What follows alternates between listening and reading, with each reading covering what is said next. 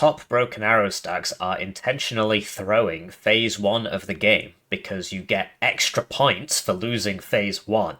They then use that momentum to go and win the next phases of the game. How does it work? So here's the map. I'm just testing it in a 1v1. It does work in 5v5s. Right before the phase ends, I've lost 3 victory points there. Or, I've lost 3 ticks. He's got more than 3 zones, but I've lost 3 ticks on Conquest, right? Which means he's 3 VP ahead of me. It does also count for kills, but in this test scenario, we didn't test that, but it does also count for kills, right? So here I have 5,495 income. Phase ends, I now have 5,755 income 1 second later, right? So let's get the calculator out because I'm not very smart. 5755 minus 5495 is 260 points. So from what I understand, you get about 80 points per, because keep in mind I'm also getting the natural tick, right? You get about 80 points for every tick the enemy has above you.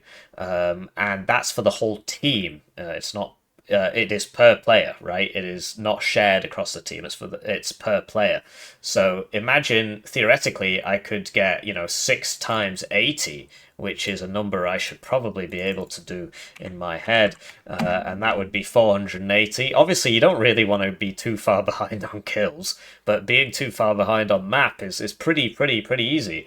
So that's 480 per person, times by 5 is 2,400.